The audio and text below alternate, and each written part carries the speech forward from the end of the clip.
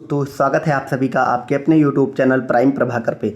दोस्तों आज के इस वीडियो में हम देखने वाले हैं साइंस के कुछ टर्मिनोलॉजी ऐसी कि उससे साइंस के एग्ज़ाम में आप कम से कम 2 सवाल को सही कर पाएंगे, चाहे आपका यूपी पीसीएस प्रीलिम्स का एग्ज़ाम हो या फिर आरओ का एग्ज़ाम हो, जो कि आपका जल्द ही होने वाला है मई या जून में। जून में ज़्यादातर संभावना बन रही है 1 जून में आपका एग्ज़ाम हो जाएगा। ठीक है, तो आज हम कुछ आपको टर्म सिखाएंगे साइंस के, और आपको पता है मैं आपको रैंडम टॉपिक्स करा रहा हूँ ताकि जो कि एग्ज़ाम की दृष्टि से बहुत महत्वपूर्ण है। इसके अलावा हमारी मेंस की भी सीरीज़ चल रही है और उसमें हमने जीएस 1 से लेकर 4 तक के सारे क्वेश्चन देख लिए हैं टॉपर्स की कॉपी से। उसके अलावा अन्य मॉडल आंसर अभी हम उसको थोड़ा और ज़्यादा ऑर्गेनाइज वे में और कंटिन्यू करेंगे। ठीक है, तो उन सब चीज़ों से जुड़े रहने के लिए आप सब टेलीग्राम से जुड़ जाएं। ये सब जो क्लासेस हो रही हैं इन सब का भी लिंक मैं आपको डिस्क्रिप्शन में दे दे रहा हूँ। तो टर्मिनोलॉजी ऐसी है, उन टर्मिनोलॉजी से आप साइंस में कम से कम 2 से 3 क्वेश्चन कर लेंगे। तो इस वीडियो को बहुत ध्यान से और अंत तक ज़रूर देखें, बहुत इंपॉर्टेंट है। जब आप इस वीडियो को एंड तक देख डालेंगे तो आपको लगेगा कि कितनी काम की चीज़ आपको इसमें मिल गई है। ठीक है, तो अब चलिए देखते हैं। इसमें जो हमारा पहला टर्म है वो है लैक्ट, LACT, लैक्ट। लैक्ट का मतलब दूध होता है, आपको साइंस में हमेशा याद रखना है। अब इससे कैसे क्वेश्चन बनेगा, ठीक है, जैसे एक क्वेश्चन आपसे पूछा जाता है कि दूध में मिलने वाली शर्करा को क्या कहते हैं, तो वो लैक्टोज होती है। ठीक है, दूध निर्माण करने वाला हार्मोन्स कौन होता है, तो प्रोलैक्टिन होता है। ठीक है, ऑरिजिन फ्रॉम पीयूष ग्रंथि। ठीक है, पीयूष ग्रंथि से निकलता है। तो यहाँ पे आपको क्या याद रखना है, अब जहाँ पे भी लैक्टोज आ गया, लैक्टिन आ गया, जहाँ पे भी लैक्ट टाइप का कुछ आया तो आपको इतना याद रखना है कि वो कहीं ना कहीं दूध से ही संबंधित होगा। ठीक है, तो दूध में मिलने वाली शर्करा तो लैक्टोज, आपको ऑप्शन में कुछ भी रहे लेकिन लैक्ट लग गया आप तुरंत आंसर लगा देंगे।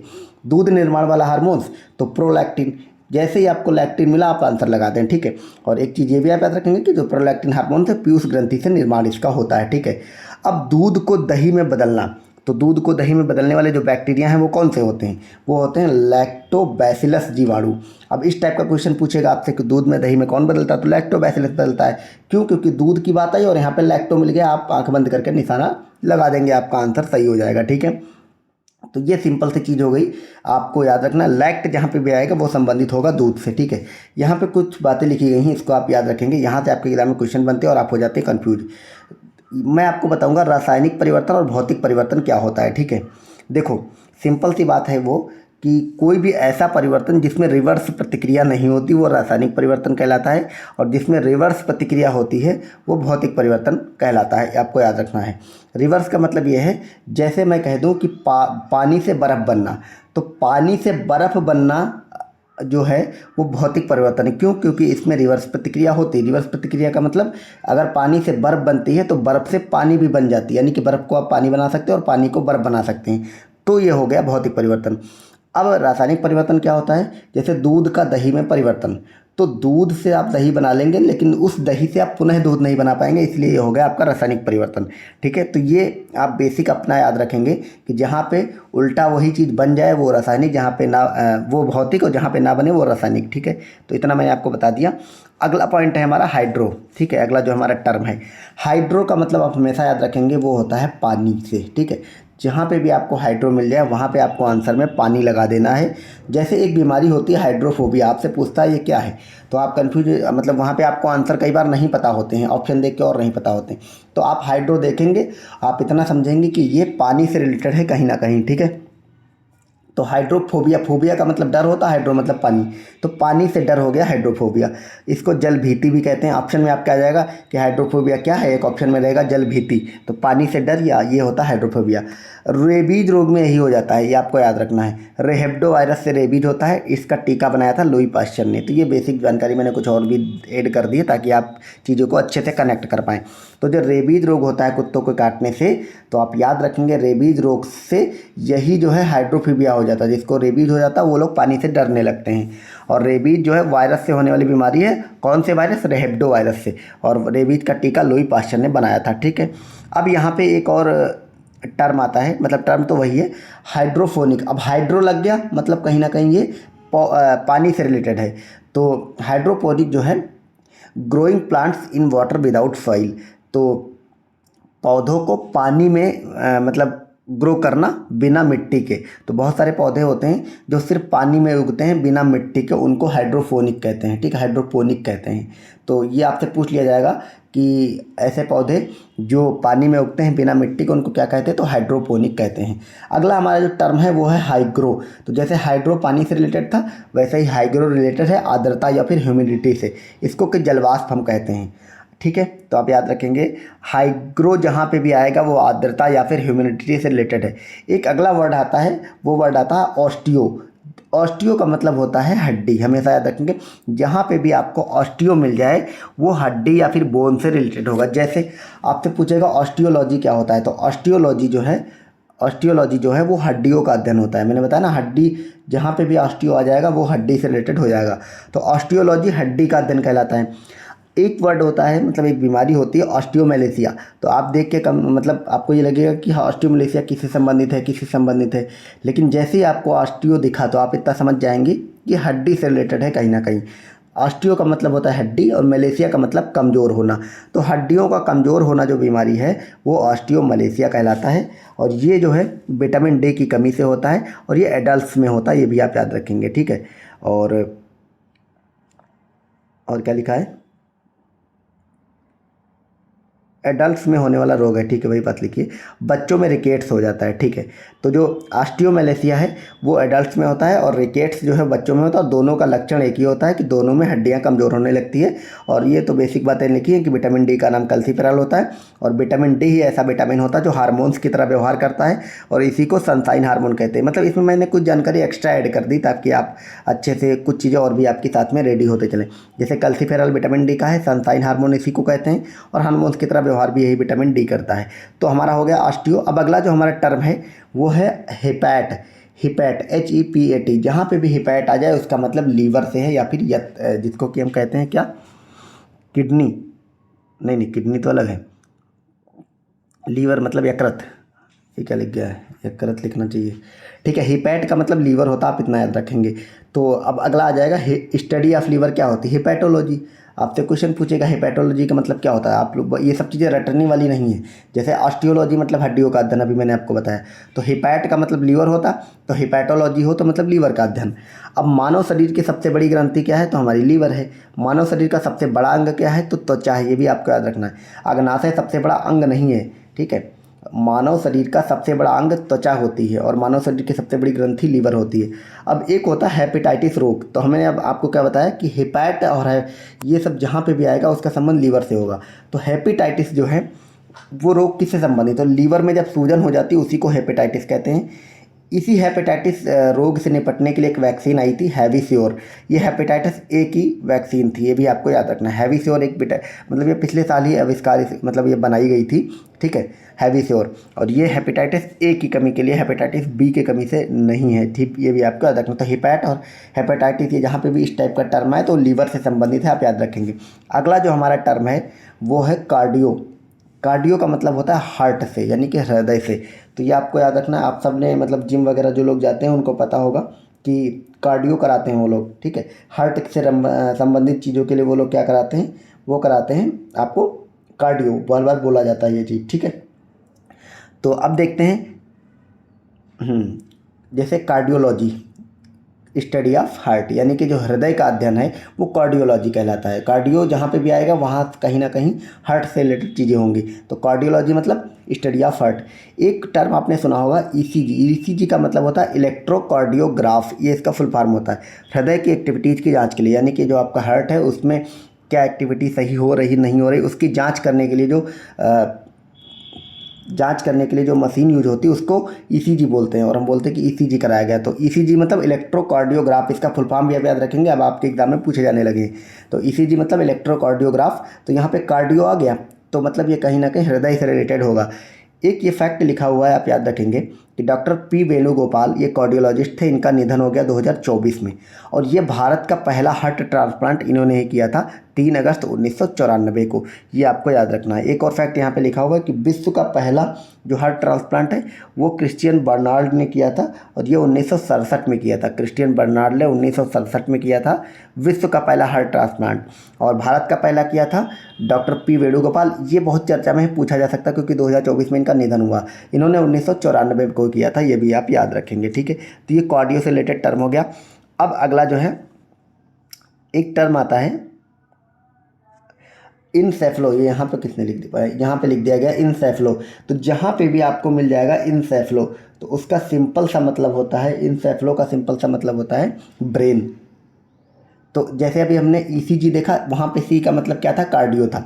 यहाँ पे एक टर्म आता है ईईजी, तो ईईजी का मतलब होता है इलेक्ट्रो इंसेफेलोग्राफ, ठीक है। तो वहाँ पे इलेक्ट्रो ईसीजी था तो इलेक्ट्रो कार्डियोग्राफ था, यहाँ पे ईईजी है तो इलेक्ट्रो इंसेफेलोग्राफ है। तो इंसेफेलो मैंने आपको बताया क्या है, ब्रेन यानी कि मस्तिष्क से रिलेटेड है। तो ब्रेन या मस्तिष्क की जांच के लिए जो टेक्निक यूज होती है उसको ईईजी कहते हैं, और जो हृदय की जांच के लिए होती है उसको ईसीजी कहते हैं। एक रोग आपने सुना होगा इंसेफ्लाइटिस रोग हो जाता है लोगों को। तो ये मस्तिष्क की झिल्लियों में सूजन हो जाता है, इसी को हम दिमागी बुखार भी कहते हैं, ठीक है। दिमागी बुखार या फिर मस्तिष्क की झिल्लियों में सूजन होता है, यही रोग जो है वो इंसेफ्लाइटिस रोग कहलाता है। तो इंसेफ्लो लग गया, मतलब कहीं ना कहीं मस्तिष्क के रिलेटेड है। आपको नहीं पता तो भी आप याद रखेंगे टर्म क्या, इंसेफ्लो मतलब ब्रेन या मस्तिष्क के रिलेटेड कुछ ना कुछ होगा। अगला जो हमारा टर्म है वो है ज़ीरो। ज़ीरो, अगला हमारा टर्म है ज़ीरो। ज़ीरो यहाँ पे मतलब एक्स वाला ज़ीरो है, XERO। जहाँ पे भी ये वाला ज़ीरो लग जाए इसका मतलब हो जाता है शुष्क, ड्राई या फिर डेजर्ट या मरुस्थल, ठीक है। जैसे जीरो फाइट्स, तो जीरो फाइट्स का मतलब, जीरो का मतलब क्या होता है, शुष्क, फाइट्स मतलब पौधा। तो इन्हीं को हम बोलते हैं शुष्क पौधे। शुष्क मतलब जो बहुत गर्मी वाले एरिया में पैदा होते हैं, इन्हीं को हम क्या बोलते हैं, मरुद्भिद यानी कि मरुस्थलीय पौधे, ठीक है। एक होता है जीरोफ्थेलिया रोग हो जाता है। तो जीरो मतलब मैंने क्या बताया, शुष्क, और थेलमिया मतलब आँख होती है। तो आँखों का सूखना, ड्राई आइज जो होते हैं उन्हीं को जीरोफ्थेलिया रोग कहते हैं। तो जीरो मतलब शुष्क हो जाता है, और विटामिन ए की कमी से ये होता है, ये भी आप याद रखेंगे। अगला जो हमारा टर्म है वो है ऑर्निथो, ऑर्निथो जिसको बोलते हैं। तो ऑर्निथो, ORNITHO। ऑर्निथो का सिंपल सा मतलब होता है बर्ड यानी कि पक्षी, इसको लिख दिया गया उड़नीथो। तो ऑर्निथो, ऑर्निथो को बता आप उड़नीथो कर, तो उड़ता कौन है, तो पक्षी उड़ता है, ये मतलब एक तरह से ट्रिक लिख दी गई। तो आप इतना याद रखेंगे, जहाँ पे भी ऑर्निथो टाइप का कुछ टर्म आ जाए, ठीक है, कैसा टर्म आ जाए, ऑर्निथो टाइप का अगर कुछ टर्म आ जाता है तो वो हो जाता है आपका पक्षी से रिलेटेड, ठीक है। जैसे स्टडी ऑफ बर्ड क्या कहलाता है, तो ऑर्निथोलॉजी कहलाता है। स्टडी ऑफ बर्ड मतलब बर्ड, तो ऑर्निथोलॉजी। तो ये आपको याद रखना है, जहाँ पे भी ऑर्निथो आएगा तो बर्ड हो जाएगा, तो स्टडी ऑफ बर्ड पूछेगा तो ऑर्निथोलॉजी हो जाएगा। अब एक फैक्ट लिखा हुआ, डॉक्टर सलीम अली ये ऑर्निथोलॉजिस्ट थे, बर्ड मैन ऑफ इंडिया इन्हीं को बोलते हैं। तो इनकी जो कर्मस्थली थी ये केवलादेव राष्ट्रीय उद्यान नेशनल पार्क थी, राजस्थान में है। इनकी एक किताब आती the fall of sparrow and the book of Indian bird. तो ये दो किताबें इनकी हैं, the fall of a sparrow and the book of Indian bird, ठीक है। Doctor Salim Ali national park भी है, जम्मू कश्मीर में है, और doctor Salim Ali bird sanctuary Goa में है। तो इसमें ये मतलब मैंने कुछ फैक्चुअल चीज़ें बर्ड से रिलेटेड लिख दी है, आपको याद रखनी है, ठीक है। क्या याद रखनी है, doctor Salim Ali Birdman of India और ऑर्निथोलॉजिस्ट थे। Doctor Salim Ali national park Jammu Kashmir में है और बर्ड सेंचुरी गोवा में। तो ये एक्स्ट्रा इन्फॉर्मेशन यहाँ से भी आपकी किताब में क्वेश्चन बनते हैं, ये सब लिख दिया ताकि आपको याद रहे समझाने के लिए, ठीक है। एक मिनट, हाँ, एक वर्ड होता है वो होता है ल्यूको, LEUCO। तो जहाँ पे भी ल्यूको आ जाएगा इसका सिंपल सा मतलब वाइट या सफ़ेद होता है, ठीक है। जैसे एक नाम आपने सुना होगा ल्यूकोसाइट। तो ल्यूको का मतलब मैंने क्या बताया, वाइट, साइट मतलब कोशिका, तो यानी कि वाइट सेल्स यानी कि श्वेत रक्त कणिकाएं, ठीक है। आप जब ब्लड वाला टॉपिक पढ़ते हैं तो आप सब ने पढ़ा होगा कि ल्यूकोसाइट्स किसको कहते हैं, तो ल्यूकोसाइट WBC को कहते हैं, ठीक है। ल्यूकोसाइट किसको कहते हैं, WC को। क्यों, अब आपको अब समझ आया कि इसको ल्यूको को बोलते हैं, क्योंकि ल्यूको का मतलब वाइट होता है, ठीक है। एक रोग आपने सुना होगा महिलाओं में हो जाता है ल्यूकेमिया रोग। तो ल्यूकेमिया रोग क्या होता है कि बॉडी में जब WBC की संख्या में अत्यधिक वृद्धि हो जाती है, इसी को ब्लड कैंसर भी बोलते हैं। ये भी क्वेश्चन आपसे पूछा जाता है। तो जब भी आपकी बॉडी में WBC की संख्या में अत्यधिक वृद्धि हो जाएंगी, यानी कि जो आपकी जो श्वेत रक्त कणिकाएं हैं वो बहुत ज़्यादा बढ़ जाएंगी, तो इसी को ल्यूकेमिया रोग कहते हैं, और यही ल्यूकेमिया जो है ब्लड कैंसर बन जाता है। तो ल्यूको मतलब होता है WBC। तो साइटोलॉजी स्टडी ऑफ सेल्स कहलाता है। यहाँ पे साइट में कुछ लिखा गया तो आप याद रखेंगे, जो कोशिका का अध्ययन है वो साइटोलॉजी कहलाता है, ठीक है। यहाँ पे अब क्या लिखा हुआ है, ये मतलब ऐसे लिख दिया गया ल्यूकोप्लास्ट। मैंने क्या बताया अभी आपको, ल्यूको का मतलब सफ़ेद होता है, तो ये अवर्णीय लवक को कहते हैं। वर्णी मतलब यहाँ पे वर्ण का संबंध जो है वो रंग से है। तो अवर्णी मतलब जिसमें रंग ना हो, रंगहीन हो। तो रंगहीन होगा मतलब सफ़ेद हो जाएगा, वाइट हो जाएगा, तो इसीलिए उसको कहते हैं ल्यूकोप्लास्ट। क्लोरोप्लास्ट हरित लवक होता है, क्लोरो का मतलब हरा होता है तो ये हरित लवक होता है। ये सब मतलब टर्म से आपको समझना है। अब अगला जो हमारा टर्म है वो एक टर्म है पायरो और एक है क्रायो।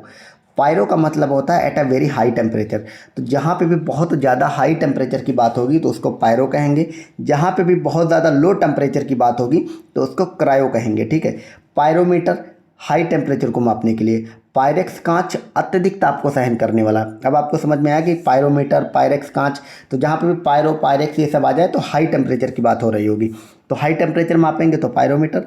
पायरेक्स कांच अत्यधिक ताप को सहन करता है। इसी तरह क्रायो, तो क्रायोजेनिक इंजन का नाम आप सबने सुना होगा, तो ये बहुत ही कम ताप पर कार्य करने वाले इंजन जो है वो क्रायोजेनिक इंजन होते हैं। इनका ईंधन क्या होता है, तो इसमें हाइड्रोजन और O2 यानी कि ऑक्सीजन भरी जाती है लिक्विड फॉर्म में। तो हाइड्रोजन और ऑक्सीजन जब लिक्विड फॉर्म में भरी जाती तो वही क्रायोजेनिक इंजन का जो है वो ईंधन होती है।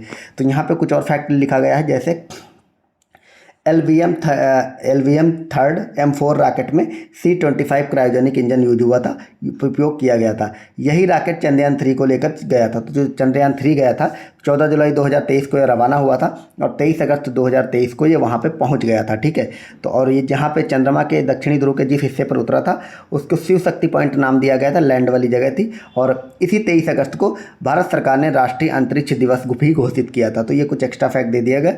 और इसी LVM थर्ड M4 रॉकेट को जो है हम बाहुबली रॉकेट के नाम से जानते हैं और C-25 क्रायोजेनिक इंजन का उपयोग हुआ था और यही से हमारा चंद्रयान 3 गया था। तो ये हमारे हो गए लगभग, आज मैंने आपको जो टर्म कराए साइंस के, तो ये लगभग आपके मैंने 11 टर्म कराए ओवरऑल अभी तक। ठीक है, आपको इसका PDF चाहिए तो टेलीग्राम पे मैं डाल दूंगा, आप सब टेलीग्राम से जुड़ जाएं, लिंक डिस्क्रिप्शन में दिया हुआ है। ठीक है, आप सब मुझे कमेंट करके ज़रूर बताएं कि मेरी ये जो रैंडम में टॉपिक्स ले रहा हूँ और ये बहुत इंपॉर्टेंट है। इससे पहले मैंने आपको अर्थक्वेक वाला वीडियो दिया था, आपने नहीं देखा तो देखें, उसका लिंक मैं डिस्क्रिप्शन में लगा दूंगा। ठीक है, तो ये बताएं कि मतलब ये टर्म इस टाइप की मैं क्लासेस आपको कंटिन्यू सब्जेक्ट वाइज कराऊं या फिर पूरा प्रॉपर ऐसे रैंडम अलग सब्जेक्ट के टॉपिक उठा के कराता रहूं। ठीक है, जैसा भी हो कमेंट ज़रूर करें आप लोग। ठीक है, मिलते हैं नेक्स्ट वीडियो में। Thank you so much.